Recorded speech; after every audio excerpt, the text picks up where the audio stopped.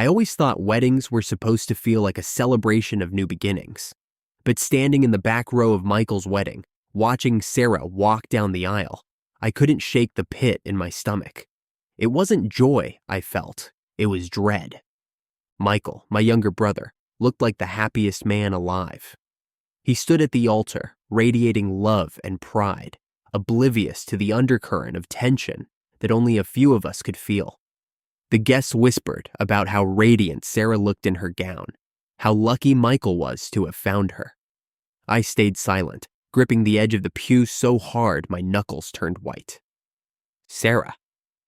Even now, the sound of her name twisted something inside me.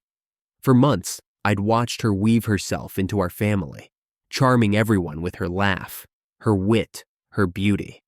But I had also seen what others hadn't, or didn't want to. I'd seen how she lingered too long at Noah's side. Noah, my older brother, was the steady one in the family, the one who'd always carried the weight of responsibility without complaint. But lately, he'd seemed distracted, restless. He had a wife, Rachel, who adored him, and yet his eyes had a haunted look whenever Sarah was around. It didn't take long for me to piece it together. The way Noah stiffened whenever Michael brought Sarah home. The quiet arguments I overheard between Noah and Rachel, and Sarah herself, how she always seemed to find a reason to stay late after family dinners, her laughter echoing through the house as Noah tried to pretend he wasn't drawn to her. At first, I thought Michael didn't notice. He was too in love, too blinded by his own happiness to see what was right in front of him. But as time went on, I started to wonder if he saw it and just chose to look the other way. Maybe he thought Sarah's attention was his reward for being the one who'd offered her something the rest of us couldn't, a future. I hated myself for staying quiet. I hated Noah for his weakness and Sarah for her manipulations. But most of all, I hated the thought of what this would do to Michael. He deserved better. The ceremony went off without a hitch, at least on the surface. Sarah recited her vows with trembling lips, her voice heavy with emotion that could easily be mistaken for love. Michael beamed at her like she was the only woman in the world. The guests clapped, the photographer snapped photos, and for a moment it was almost possible to believe in the fairy tale. But Noah sat rigid in the front row, his hands clenched in his lap. Rachel glanced at him, her brow furrowed in concern, but he wouldn't meet her eyes. It wasn't until the reception that the cracks began to show. The backyard was lit with strings of fairy lights, the air warm with the scent of roses and freshly cut grass. Michael and Sarah shared their first dance as husband and wife, and the crowd cheered when they kissed. But while everyone else toasted to their happiness, I watched Noah at the bar, his glass refilled more times than I could count. He wasn't the type to lose control, but tonight he was unraveling. By the time the speeches started, he was drunk enough that his usual calm facade had shattered completely. When Michael stood to toast Sarah, his voice full of love and gratitude, Noah's face darkened. I could feel the tension radiating off him, and I knew he was about to do something reckless. And then he did. "Stop," Noah said, his voice loud enough to cut through the clinking of glasses and murmurs of the crowd. Everyone turned to him, the smiles fading from their faces. Michael froze mid-sentence, looking at Noah in confusion. Noah pushed himself to his feet, swaying slightly. His tie was loose, his hair disheveled, and his eyes burned with something raw and painful. "I can't do this anymore," he said. "I can't sit here and pretend." The guests exchanged uneasy glances, the kind of looks that said they weren't sure whether to intervene or watch the scene unfold. I felt like the ground had been pulled out from under me. "Noah, what are you doing?" Michael asked, his voice tight with warning. But Noah didn't answer him. He turned to Sarah, his expression a mix of anger and desperation. "Tell him, Sarah. Tell him the truth. Tell him about us." The silence that followed was suffocating. Sarah's face went pale, her hands trembling as she clutched the edge of the table. Michael stared at her, his confusion giving way to horror. "What is he talking about?" Michael asked, his voice barely above a whisper. Sarah didn't answer. She couldn't. And then Rachel, Noah's wife, let out a strangled sob. "You've been lying to me," she said, her voice breaking. "Haven't you?" Noah didn't even try to deny it. His silence was louder than any confession could have been. Everything fell apart in an instant. Michael shoved back his chair, his face twisted with fury and betrayal. "How long?" he demanded, his voice shaking. "How long has this been going on?" But before Sarah or Noah could respond, Rachel stood and threw her wine glass at Noah, the sound of shattering glass cutting through the chaos. "You disgust me," she spat, tears streaming down her face. Sarah looked at Michael, her eyes pleading.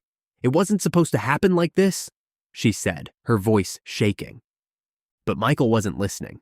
He was already walking away, his shoulders stiff with anger and heartbreak. And as Sarah stood there, caught between two brothers and the wreckage she'd caused, I realized something that chilled me to my core. This wasn't just a mistake. This was who she was. And she'd destroyed all of us. Rachel left Noah the day after the wedding. She packed her things in the early hours of the morning, her eyes swollen from a night of tears. I tried to talk to her before she left, tried to reason with her, but Rachel was done. "Ethan," she said, her voice trembling with barely contained fury, "how do you stay in this family? You're all complicit in this sickness." I didn't have an answer for her. She didn't wait for one. She slammed the door behind her, and just like that, Noah's life fell apart. But Sarah didn't go to him. Despite everything, she chose Michael. She stood by his side as they packed their things and left town a week later, moving into a small apartment in a city 100 miles away. The move was sudden, a clean break, or at least that's how it was meant to look. Michael forgave her. It was almost unfathomable to me, but he did. He never said it outright, but his actions spoke for him. He told me he needed a fresh start, and I knew he meant with her. "She made a mistake," he said one night when I called to check on him. His voice sounded calm, but there was an edge of weariness to it. "People mess up, Ethan. I love her. I can't throw that away." I didn't argue, but I didn't agree either. It was his life, his decision. I just wished he didn't sound so much like he was convincing himself. Noah, on the other hand, couldn't move on. He stayed behind in the family house, living alone in the ruins of a marriage that had been ripped apart. I visited him once or twice, but he barely spoke. He drank more than he ate, and the haunted look in his eyes only deepened. It wasn't long before he started following Sarah. At first, he told himself he just wanted closure. He wanted to see her, to understand how she could move on so easily after everything they'd shared. But it wasn't closure he was after. It was her. He found her at a coffee shop one afternoon, her hair pulled back, wearing a sundress that made her look like she belonged in a life far more innocent than the one she'd created. Michael wasn't with her. He was at work, as Noah had already figured out. When she saw him, her face froze, her fingers gripping her coffee cup tightly. But she didn't tell him to leave. She didn't yell. She let him sit across from her, his presence heavy with unresolved feelings. "I shouldn't be here," she said, but there was no conviction in her voice. "Then why haven't you walked away?" he asked. She didn't have an answer. It started slowly after that, brief encounters, accidental run-ins at places Noah knew she'd be. Then came the first night at the motel. It was a rundown place on the edge of town, the kind of place that made it clear you were there to keep secrets. She didn't even pretend to resist. "I shouldn't do this," she whispered as he kissed her neck, her words contradicting the way her body moved closer to his. But she did, again and again. They fell into a rhythm, meeting in motels, parking lots, anywhere they could steal a moment together. She always went back to Michael, of course. He was her husband, her stability. But Noah was the fire she couldn't extinguish. It was sick, and they both knew it. But neither of them stopped. Months passed, and then the unthinkable happened. Sarah was pregnant. At first, she told Michael with all the joy of a woman carrying her first child. He was ecstatic, kissing her stomach and promising her the world. He told me on the phone a few days later, his voice full of pride. "I'm going to be a dad," he said, and for the first time in months, he sounded genuinely happy. But the joy was short-lived. I don't know how he found out. Maybe it was something Sarah said, or maybe Noah couldn't keep his feelings to himself. But Michael knew. He knew the child she was carrying wasn't his. And yet, he stayed silent. He stayed because he loved her in a way I didn't understand, in a way that defied logic. To him, it didn't matter if the child wasn't his by blood. What mattered was that he was Sarah's husband, that she wore his ring, slept in his bed, and came home to him every night. "Does it bother you?" I asked him one night after he let it slip. He hesitated. "Of course it bothers me," he admitted. "But being her lover? That's nothing. Being her husband? That's what matters. I'm the one she chose, Ethan, not Noah." The conviction in his voice made my stomach turn. I wanted to tell him he deserved better, that he was worth more than the scraps she was giving him. But what could I say? He knew the truth and chose to live with it. Sarah's belly grew, her secret with it. Noah didn't say anything either. He kept meeting her in those dingy motels, pretending he wasn't the shadow to Michael's spotlight. And me? I watched it all from the sidelines, powerless to stop the train wreck I saw coming. A child born of betrayal, a family fractured beyond repair, and 3 lives bound together by a love that was more like a curse. But I didn't know the worst of it yet. That was still to come. When Sarah gave birth, Michael was over the moon. He sent pictures of the baby to everyone in the family group chat. Tiny fingers curled around Sarah's thumb. Michael grinning from ear to ear as he held the child for the first time. He named the baby Emma. "I have everything I ever wanted," Michael said to me over the phone that night. His voice was full of emotion, but there was a fragile undertone to it, like a man clinging to something he knew could slip away at any moment. For a while, it seemed like the secret might hold. Noah stopped meeting Sarah at motels. At least, that's what I thought. He seemed resigned, beaten down by the reality of the situation. Sarah, now a mother, threw herself into her new role with an enthusiasm that almost convinced me she was trying to make it work. But I couldn't shake the feeling that everything was teetering on the edge of disaster. Michael invited the family to visit a few months after Emma was born.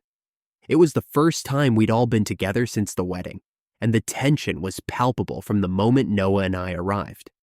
Sarah was radiant, holding Emma in her arms like she was a shield against the chaos she'd caused. Michael beamed, proud and oblivious, or maybe just willfully blind. Noah, though, couldn't hide his emotions. He avoided looking at Sarah, but his eyes kept darting to Emma. It was subtle, but it was there. The way he lingered near the baby, the way his expression softened when she smiled. I cornered him in the kitchen while Michael was outside grilling. "What are you doing here, Noah?"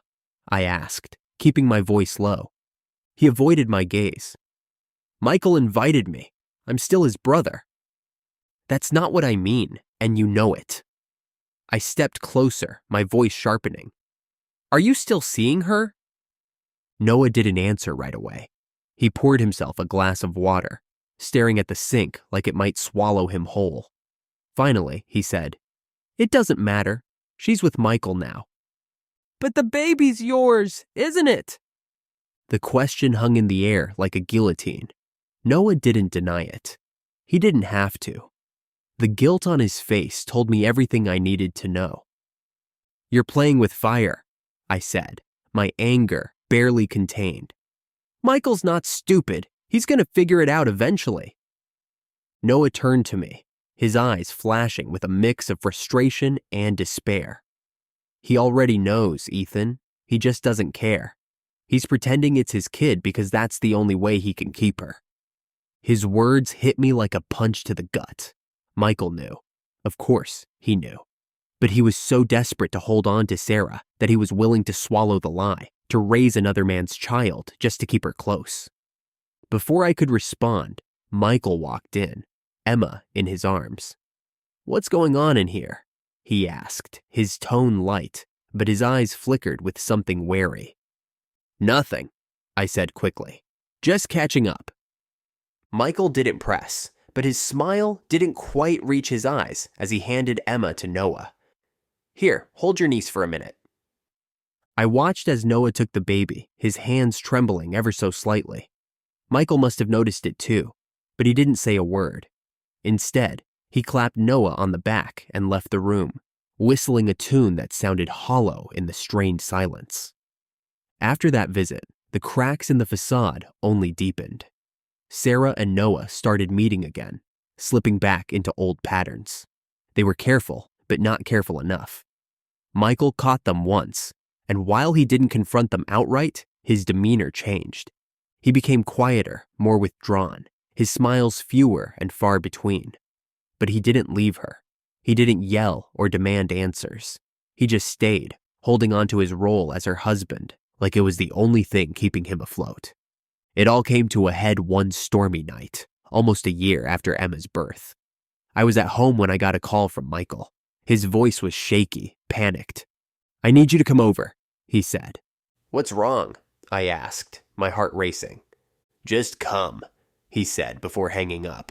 When I arrived, I found him sitting in the living room, staring at a crumpled piece of paper in his hands.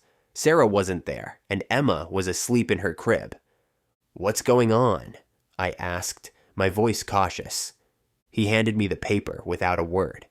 It was a DNA test, the results glaring up at me like a slap to the face. Not the father. I sank into the chair opposite him, my mind racing. "Michael, I knew," he said, cutting me off. His voice was calm, too calm. "I've known all along, but seeing it in black and white, it's different." "Why didn't you leave?" I asked, though I already knew the answer. "Because I love her," he said simply. "And because I thought I could live with it, but I can't." That was when I realized the storm wasn't just coming. It was already here. And none of us were prepared for the devastation it would leave in its wake. Michael didn't say much after that night. He didn't have to. The weight of that DNA test was in every sigh, every quiet moment, where he'd look at Emma like he was trying to convince himself she was still his. For weeks, he carried on like nothing had changed. He went to work, played the role of doting father, and even made an effort to smile at family dinners. But I knew better. He was unraveling, and it was only a matter of time before the facade crumbled. I should have seen it coming. It happened on a cold autumn evening when Michael decided to host a small family gathering. He said he wanted to reconnect, but it felt more like he was testing the limits of what he could endure. Sarah, of course, played the perfect hostess, floating around the room with Emma on her hip, chatting and laughing as if there wasn't a hurricane brewing beneath the surface. Noah arrived late, as usual. He kept his distance from Sarah at first, hovering near the bar and nursing a whiskey like it was his lifeline. But the tension in the room was impossible to ignore, and soon the old patterns began to resurface. I caught them exchanging glances from across the room, quick, charged, and full of something I didn't want to name. Michael saw it too.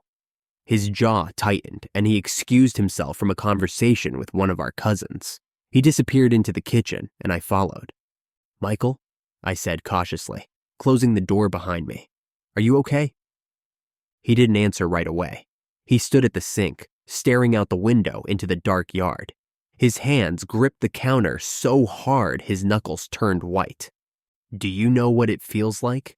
he said finally, his voice low and shaky. "To love someone so much that you're willing to let them destroy you just so you can keep them?"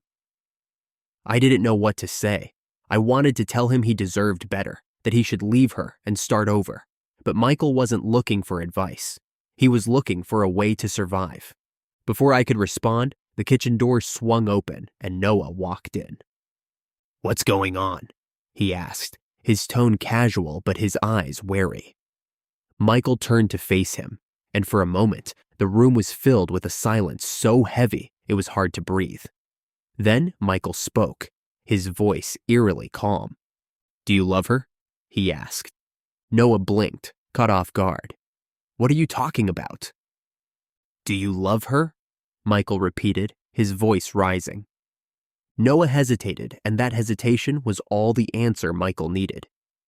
"You bastard!" Michael spat, his calm facade shattering in an instant. He lunged at Noah, shoving him hard against the wall. "You couldn't let me have one thing, could you? You had to take her too." Noah didn't fight back. He just stood there, letting Michael's words hit him like blows.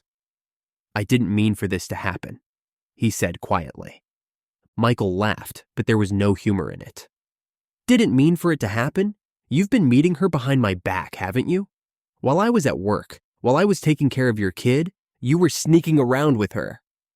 Noah flinched at the mention of Emma, and I realized with a sickening certainty that Michael had been right all along. The door swung open again, and Sarah appeared, her face pale. "What's going on?" she demanded. Michael turned to her, his eyes blazing with fury and heartbreak. "Why don't you tell me, Sarah? Why don't you tell everyone here who Emma's real father is?"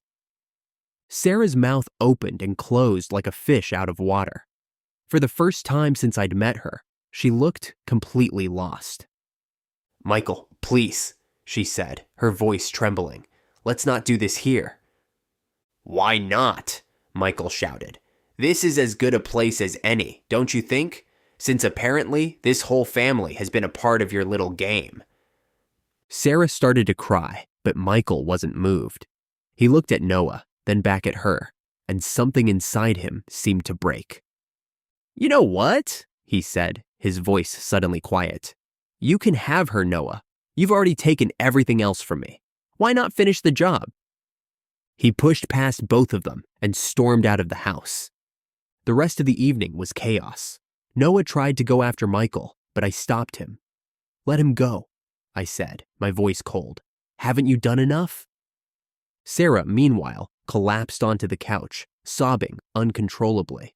For the first time, it seemed like she understood the full weight of what she'd done, but it was too late for regrets.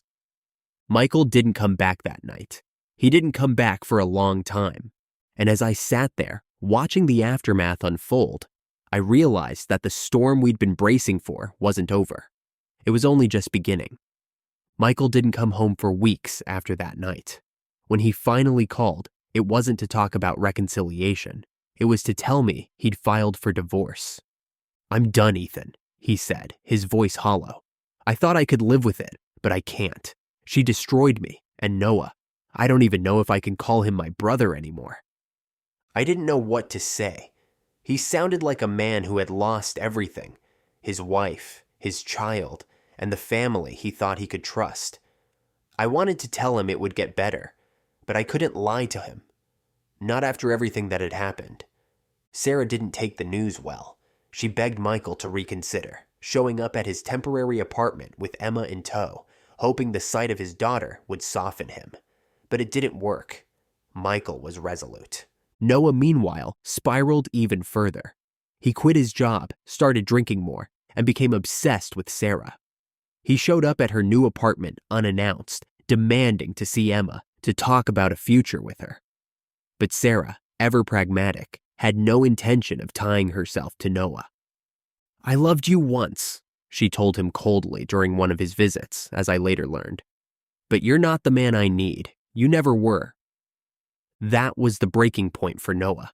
He showed up at my house late one night, drunk and rambling about how he'd ruined everything.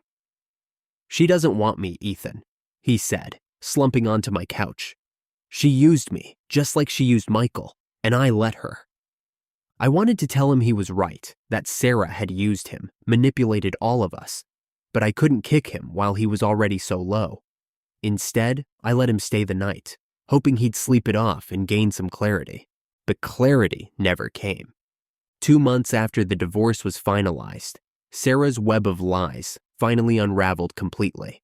A routine pediatric appointment for Emma led to a minor medical scare, which required a detailed family medical history.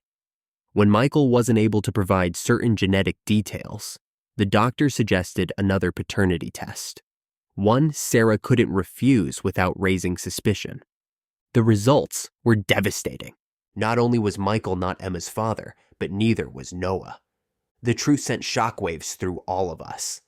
Sarah admitted, through tears, that there had been someone else. A brief fling during the time she was splitting her affections between Michael and Noah. She hadn't known who the father was, but had chosen to let Michael believe Emma was his, assuming it would be the safest option. When Michael called to tell me, his voice was a mix of rage and disbelief. "I gave up everything for her," he said. "I raised that child. I sacrificed my pride. And for what? For a lie." Noah didn't take the news any better. The realization that Emma wasn't his shattered what little was left of him. He cut off all contact with Sarah, refusing to see her or the baby again. Sarah, faced with her shattered relationships and the weight of her lies, left town quietly one night, taking Emma with her. She didn't leave a forwarding address or tell anyone where she was going. It was as if she had never been a part of our lives. Michael didn't stay broken for long. At first, after the divorce was finalized and the truth about Emma came to light, he seemed shattered beyond repair. But something inside him shifted. Maybe it was the finality of knowing that Sarah had betrayed him on every possible level. Or maybe it was the realization that he deserved better than the scraps of affection she'd thrown his way. He started going to the gym, running every morning before work, and eating better. He cut back on drinking, even going so far as to refuse a beer when I visited him one evening. "I've wasted enough time being angry," he said, his voice steady. "I can't let her take anything else from me." It wasn't just physical. Michael dove into his work, earning a promotion within months. He joined a hiking club, made new friends, and even started dating again, tentatively at first. He wasn't looking for anything serious, but the spark was back in his eyes. "I'm finally free, Ethan," he told me one afternoon as we hiked a trail just outside the city. "Free to be myself, without her shadow hanging over me. It feels good." It was the first time I'd seen him truly at peace in years. But while Michael found his strength, Noah spiraled deeper into darkness. The revelation that Emma wasn't his, or Michael's, hit him harder than any of us expected. He stopped taking care of himself, stopped answering calls, and eventually stopped going to work. He spent his days drinking and his nights drifting between bars, barely recognizable as the brother I'd always looked up to. I tried to reach him, but he wouldn't let me in. When I showed up at the family house one evening, he answered the door with bloodshot eyes and a bottle of whiskey in hand. "What do you want, Ethan?" he slurred, leaning against the doorframe. "To help you," I said, stepping inside despite his protests. The house was a mess, cluttered with empty bottles and takeout containers. He laughed bitterly. "Help me? How are you going to do that? Fix my marriage? Bring Sarah back? Make me the kind of man she could have actually loved?" "Sarah's gone," I said firmly. "She's not coming back, and you don't want her to. She's poison, Noah. You know that." He shook his head, sinking onto the couch. "Maybe I do," he muttered, his voice barely audible. "But at least when she was here, I felt something. Now it's just nothing." I didn't know what to say. How do you convince someone to let go of a ghost they can't stop chasing? Michael tried too. Despite everything, he reached out to Noah, inviting him to dinner, offering to help him get back on his feet. But Noah refused. He couldn't face Michael, not after everything that had happened. Months passed, and Michael's life continued to flourish. He moved to a new city, started a business, and even fell in love again, a woman named Claire who was kind, steady, and everything Sarah wasn't. When I met her, I could see why Michael had chosen her. She didn't just fit into his life, she made it better. "I'm happy, Ethan," he told me one evening as we sat on the patio of his new home. "For the first time in a long time, I'm really happy." Noah, meanwhile, became a ghost. He cut himself off from everyone, disappearing into a haze of alcohol and regret. I visited him when I could, but each time he was worse than before. The last time I saw him, he was sitting on the porch of the family house, staring out at the empty yard. His face was gaunt, his clothes rumpled, and his eyes had the hollow look of someone who had given up. "You can still turn this around," I said, sitting beside him. "It's not too late, Noah." He didn't respond for a long time. Finally, he said, "Maybe it is, Ethan. Maybe it's been too late for me for a long time." It broke my heart to hear him say that, but I knew I couldn't save him. He had to want it for himself, and he didn't. Michael, on the other hand, became the man I always knew he could be. Strong, confident, and full of hope for the future. Watching him rebuild his life was like watching a phoenix rise from the ashes, a reminder that even the worst betrayals couldn't destroy him. As for Sarah, none of us ever saw her again. She vanished from our lives as completely as if she'd never been there. But the scars she left behind remained. In the end, she didn't just destroy Noah, she destroyed herself. And while Michael rose above it, Noah became a cautionary tale of what happens when you let the past consume you. It was a hard lesson, but one I'll never forget. Some people will burn everything they touch, and it's up to you to decide whether you'll be consumed by the fire or rise from it.